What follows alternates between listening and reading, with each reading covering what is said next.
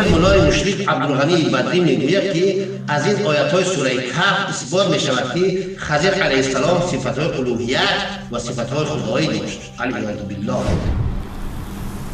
موسی گرچه علم غیب نداشت اما خضر نبی علم غیب داشت، از آینده میدانست و اتفاقاتی که میفته خبر داشت. از اینجا اثبات میشه که صفات الوهیت و صفات خدایی داشت. از اینجا اثبات میشه که صفات الوهیت و صفات خدایی داشت. و این مولای مشرف عبدالغنی بدری میگوید که از این آیات سوره کهف اثبات می شود که خضر علیه السلام صفتهای الوهیت و صفتهای خدایی داشت. علیه بالله. این مولا به تمام آیات قرآن کافر شده است. کسی به یک آیت قرآن کافر شود در حقیقت به تمام قرآن کافر شده است. و همچنان کافر شدند آن 200 یا 300 شاگردانش که در آن درس حضور داشتند، به جز کسانی که مکلف نباشند. و با آن شاگردهای بی عقیده گمراه ببینید یگان تیش مخالفت ندارد به کفر و شرک این طاغوت.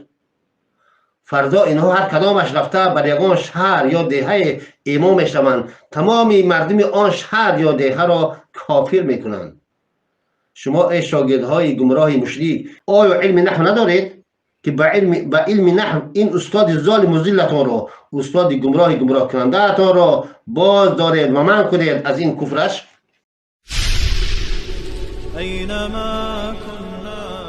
شبکه توحیدی ایمانی زلال تقدیم می کند.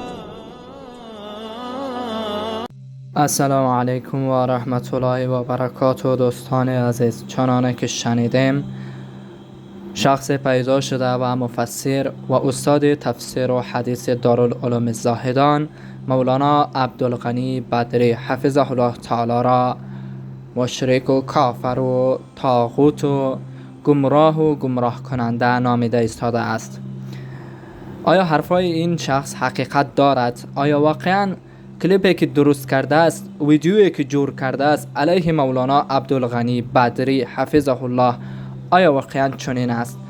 آیا واقعا چنین است که مولانا عبدالغنی بدری حفظه الله تعالی معتقد بر این است که خضر علیه السلام دارای علم غیب و صفات الهی می باشند، و یا اینکه ایشان در این تفسیرشان، در این درس تفسیرشان رد میکنند به کسانی که دارای این عقیده هستند؟ صحبت های ایشان رد است و یا اینکه ایشان اظهار عقیده خود را کردند؟ ویدیوی کامل را تماشا نمایید و همچنین در پس ویدیوی کامل شما می توانید در رابطه با موضوع علم غیب از زبان مولانا عبدالغنی بدری حفظه الله بشنوید. با ما باشید. در آغاز این سوره مبارکه عرض کردیم که در سوره کهف جواب شبهات هست و پاسخ به اشکالاتی هست که به وسیله این آیات عظیمه داده میشه. اون شبهات، 2 شبهه جواب داده شد. یکی درباره اصحاب کهف و 7 جوان بود و دومی در رابطه با جنات بود که الله تعالی جواب دادن و اذ قال موسی لفتاه. از اینجا شبهه سوم جواب داده میشه. شبهه سوم این بود که موسی علیه السلام و خضر که سفری را با هم داشتند، سفر مختصری را با هم داشتند و مسائلی که اونجا اتفاق افتاد، از اون مسائل مشخص میشه که موسی گرچه علم غیب نداشت اما خضر نبی علم غیب داشت، از آینده میدانست و اتفاقاتی که میفته خبر داشت. از اینجا اثبات میشه که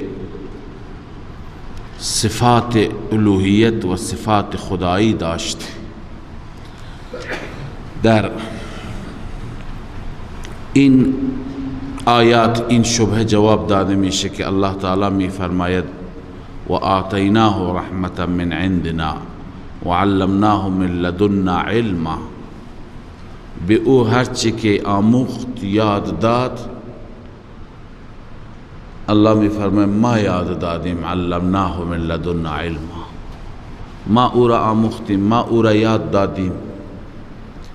و خضر از طرف خودش عالم نبود، چیزی نمیدانست. و بعد پاسخ به این مسائل. حالا الان مفصلا بشنوید که عالم الغیب کیست. من اینجا مطلبی که قبلا وعده دادم خدمت شما، گفتم با شرح و بسط بیشتری بحث میکنم، اینجا عرض میکنم و بحث میکنم اون چه که در خور این جلسه هست. کل بحث که نمیشه در رابطه با علم غیب هست. اینجا ما خواندیم که خداوند عزوجل شما مؤمنین را بر علم غیب مطلع نمیگرداند، اما از رسولش و از پیامبرانش کسی را خداوند بخواهد انتخاب میکند. یجتبی را چی تفسیر کردیم؟ بالاطلاع، که اونها را اطلاع میده بر اخبار غیب. خب مفهوم آیه این هست که بعضی از اخبار غیب را خداوند عزوجل بر رسولش، بر هر کسی که بخواهد، به اونها عنایت میکند. به عنوان مثال رسول الله صلی الله علیه و سلم در رابطه با منافقین خداوند به ایشون خبر دادند. لیست منافقین، افراد منافق، و شما خواندید، شنیدید که رسول الله صلی الله علیه و سلم به یک صحابی حضرت حذیفه رضی الله تعالی عنه که صاحب سر رسول الله هست، به اون صحابی گفته بود اونها کی هستند. حتی به حضرت ابوبکر و عمر نگفته بود، چون که معروف هست که حضرت عمر رضی الله تعالی عنه به حذیفه مراجعه کرد، گفت حذیفه از تو نمیخوام که برای من بگی اونها را، فقط همین نکته را بگو که آیا من در اون لیست هستم یا نیست. سبحان الله. عمر فاروق رضی الله تعالی عنه چقدر خوف و رجا، که ایمان بین خوف و رجا هست، خوف و رجا چقدر غالب هست، چقدر قوی هست. علی ای حال بعضی از اخبار را خداوند به رسولش و به هر کسی از پیغمبران که بخواهد گفته. عنایت بفرمایید که اولا اصلا معنای علم غیب این نیست که اخبار غیب را بگوید. عرض کردم اگر با این بعضی از اطلاعات که خداوند عزوجل به پیغمبرش داده، پیغمبر را بتونیم بگیم عالم الغیب، خب اون اطلاعات را پیغمبر به امت هم داده. به عنوان مثال اطلاعاتی در رابطه با منافقین را رسول الله صلی الله علیه و سلم به حذیفه گفته، و بعد رسول الله صلی الله علیه و سلم اطلاعاتی را در رابطه با احوال قیامت، علائم قیامت به همه ما گفته. در احادیث نبوی ما زیاد داریم، قبلا در بحث علائم قیامت بعضی از اونها را مرور کردیم که چه علائم قریبی هست، متوسطی هست، بعیدی هست. خب به امت هم گفته. آیا مگر امت عالم الغیب گفته میشه؟ پس بعضی از اخبار را گفتن این علم غیب نیست، این اخبار غیب را گفتن است. اما اهل بدعت از این آیه علم غیب کلی را برای رسول الله و انبیاء دیگر ثابت میکنند. چی میگویند؟ استدلال خرافاتی ها. ولكن ما کان الله لیطلعکم علی الغیب. این الف لام میگه الف لام استغراقی هست. استغراقی یعنی تمام غیب، تمام علم غیب خداوند شما را مطلع نمی کند، اما بعضی از هر کسی را که انتخاب بکند از رسولش اونها را میگه. یعنی مراد از این انبیاء برگزیده هستند که اونها به صورت کلی همه غیب را خداوند برای اونها بیان میفرماید. خب اونها میگن خداوند به همه علم غیب داده. اما خدمتتون عرض کنم که این استدلال به دلایل مختلف استدلال غلطی هست و خطا فاحشی هست. به دلیل اینکه درسته که معنای الف لام برای استغراق هم می آید، اما معنای اصلی الف لام استغراق نیست. الف لام در اصل برای عهد می آید، عهد خارجی معنای اصلی الف لام است.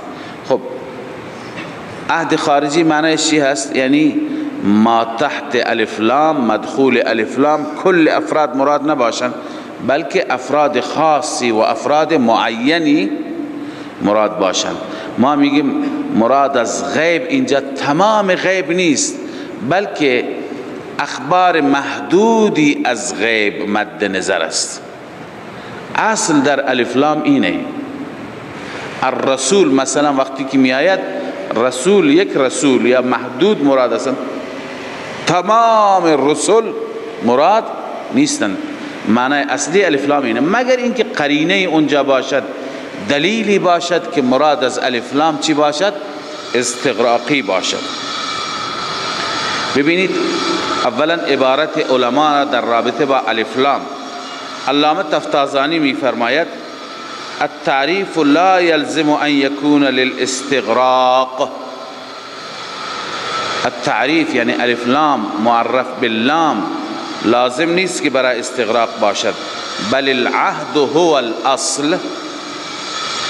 اصل چیه؟ عهد هست، عهد خارجی که الف لام برای عهد باشد. مولانا عبدالحکیم، این عبارت تلویح بود، توضیح تلویح. مولانا عبدالحکیم سیالکوتی می فرماید انما الفرق بان الجنس لا يحتاج الى مؤنة المقام الخطابی بخلاف الاستغراق. الف لام جنسی لازم نداره که به هر حال ما اونجا قرینه حتما باشد و زحمت و تکلیف چی را بکشیم، مقام را که اینجا برای جنس ثابتش بکنیم، بلکه بخلاف الف لام استغراقی که استغراقی هر جا باشد حتما قرینه لازم هست. خب عبارت ها زیاد هستند. عبارت مدقق مولا نور محمد است، علامه تفتازانی و غیره. لذا خلاصه این عبارت ها اینه که الف لام زمانی میتواند برای استغراق باشد، دلیلی باشد، قرینه باشد، و الا الف لام برای چی هست؟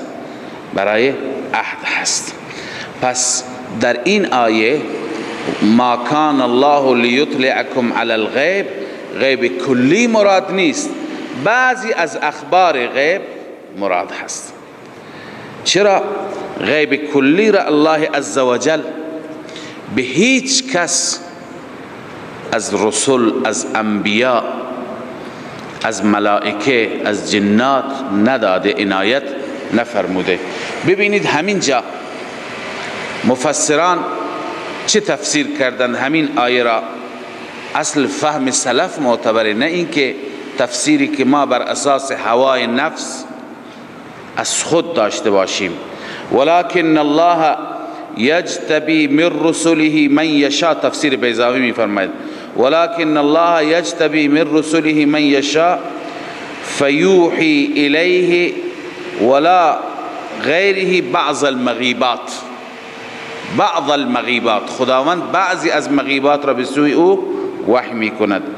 تفسیر معالم التنزیل نوشته فیطلعه علی بعض علم الغیب، بعضی از علم غیب را به او میگوید.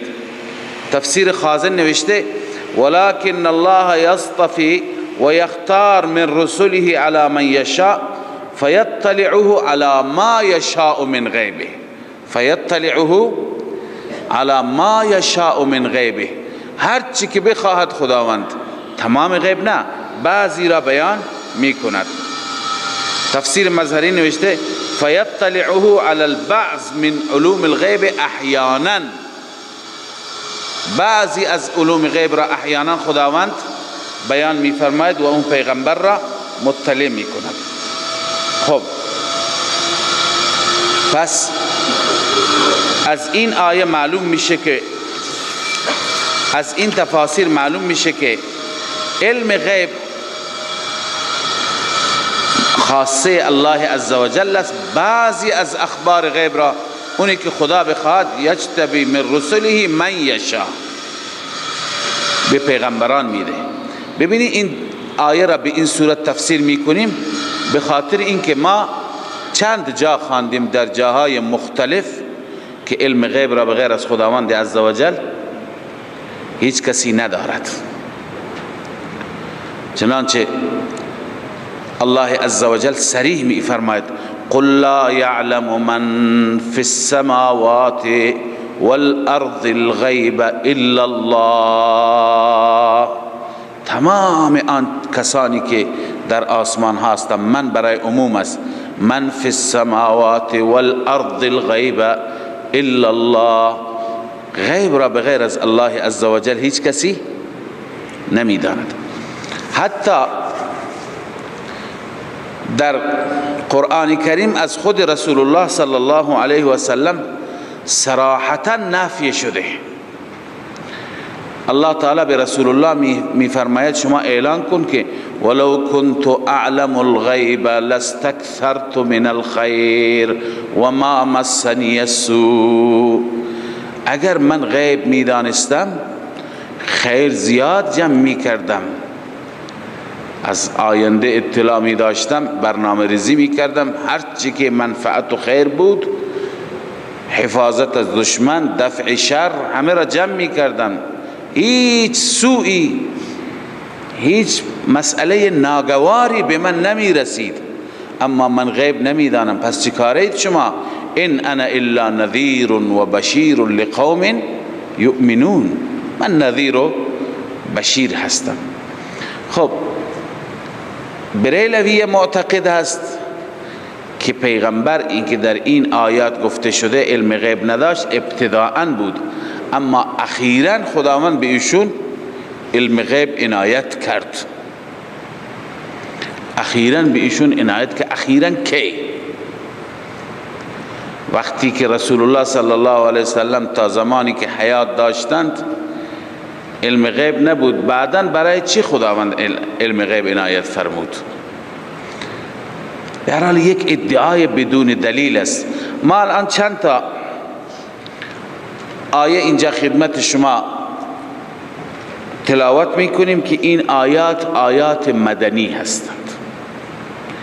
بعضی از این آیات برمیگردند به آخرین سالهای حیات رسول اکرم صلی الله علیه و سلم. از این آیات معلوم میشه که رسول الله صلی الله علیه و سلم غیب نمیدانست. بعد از اون کی به ایشون عنایت شد؟ به عنوان مثال الله تعالی در رابطه با بعضی از اعرابی ها در سوره توبه می فرماید. این سوره آل عمران هست. اینجا شما میگید، اونها میگن در سوره آل عمران سوره مدنی هست، خداوند خبر داده که من به پیغمبرم چی دادم؟ غیب دادم. من آیه از سوره توبه که سوره توبه بعد از چی نازل شد؟ آل عمران. سوره توبه تقریبا سال 8 هجری نازل شد، 2 سال قبل از وفات. در اونجا معلوم میشه که الله تعالی به رسول الله صلی الله علیه وسلم علم غیب نداده، غیب کلی همه چیز را آن حضرت اطلاع داشته باشد. چنانچه الله می فرماید و ممن حولکم من الاعراب منافقون،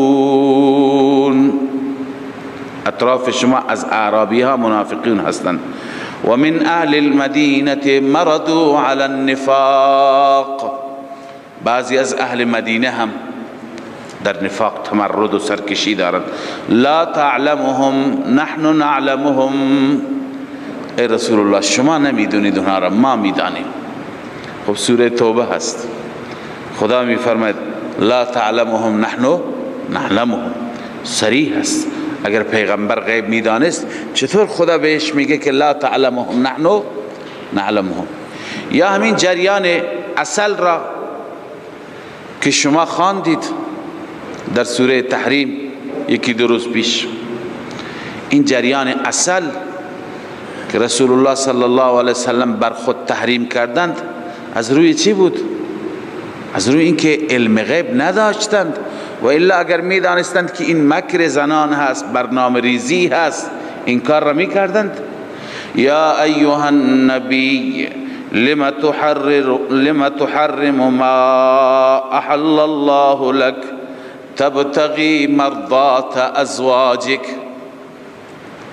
خداوند آن حضرت را تذکر دادند. خب این از روی این بود که علم غیب نداشتند، نمیدانستند چه خبره، پشت پرده چیه. لذا اینها خودش نشان میده که آن حضرت صلی الله علیه و سلم غیب نمیدانست. یا اینکه منافقین، شما در سوره منافقین خواندید، در چه غزوه‌ای بود؟ غزوه مریسیع بود نه؟ یا غزوه بنی مستلق؟ در سال چندم اتفاق افتاد؟ پنجم.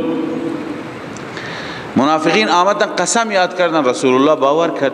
اتخذوا ایمانهم جنتا فصدوا عن سبیل الله. جریان منافقین و زید ابن ارقم که میگه من دیدم اونا اینو گفتم ولی قسم دروغین خوردن، مرا تکذیب کردن، رسول الله هم باور کرد، انصار هم مرا سرزنش کردند.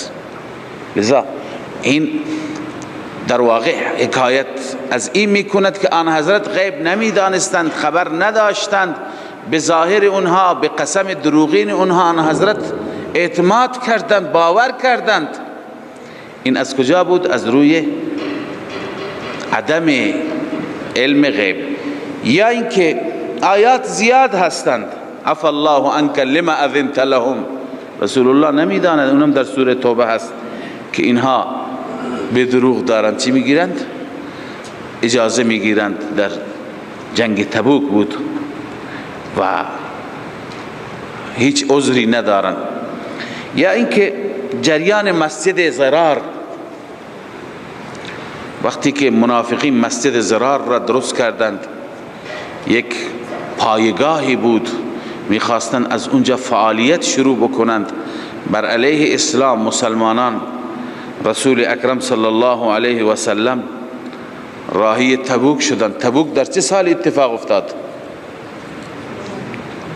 سال نهم هجری. رسول الله صلی الله علیه و سلم در چه سالی وفات کردند؟ دهم بود. یک سال بعد از اون وقتی که آن حضرت صلی الله علیه و سلم میخواستند تبوک تشریف ببرند، به رسول الله خدمت ایشون رسیدند. منافقین بودن، گفتن شما بیایید در مسجد ما نماز بخوانید، تبرکاً مسجد را افتتاح بفرمایید. آن حضرت صلی الله علیه و سلم چون که عاجل بودند، راهی تبوک بودند، لذا آن حضرت فرمودند که بعد از سفر برگردم نماز میخوانم، وعده دادند. تبوک میرم بعد از اون نماز میخوانم. آن حضرت رفتن، عالم الغیب نبودن که چه خبره. این مسجد را درست کردند. بعدا وقتی که برگشتند، الله تعالی آیه را نازل فرمود والذین اتخذوا مسجدا ضرارا و کفرا. آخر می فرماید لا تقم فیه ابدا، هرگز اونجا برای نماز شما نایستید. این مسجد مسجد ضرار هست. تفریقا بین المؤمنین هست، ارصادا لمن حارب الله و رسوله هست. هدفش تفریق است، هدفش جدایی هست، هدفش به هم زدن هست. ارصادا، اینها در کمین هستند و میخواهند که سنگری درست بکنند. ارصادا لمن حارب الله و رسوله، سنگری برای دشمنان خدا و رسول. الان رسول الله مطلع شد، بعد از اینکه خداوند خبر داد مطلع شد، گفت تخریبش کنید. این لانه هست برای تفریق، برای به هم زدن، تخریبش کنید. این پیغمبر که میخواد نماز بخونه، میخواد افتتاحش بکنه، بعدا خدا که بهش خبر میده میگه تخریب کنید. پس این در واقع همه این واقعات، همه این آیات زیاد هستند.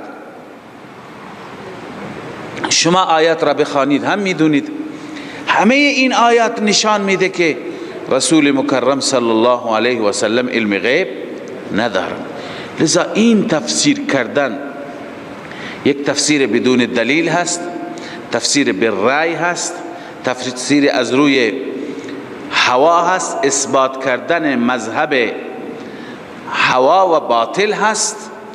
الله عزوجل به صورت کلی علم غیب به کسی عنایت نفرموده. بعضی از اخبار غیب را که الله تعالی خودش اون اخبار غیب را به هر کسی که مناسب بداند، در هر زمانی که مناسب بداند، مفهوم آیه و تفسیر آیه هم همین است، به بعضی از پیغمبران عنایت می فرماید. بله این در رابطه با علم غیب بود و جایی که آیاتی بیاید دلائل همونجا به هر حال فقط به آیات اشاره میشه، اما بحث کلیش همین، استدلال اونها هم از همین آیه هست که خدمت شما عرض کردم. لذا الله می فرماید فآمنوا بالله و رسوله، شما مؤمنین چی؟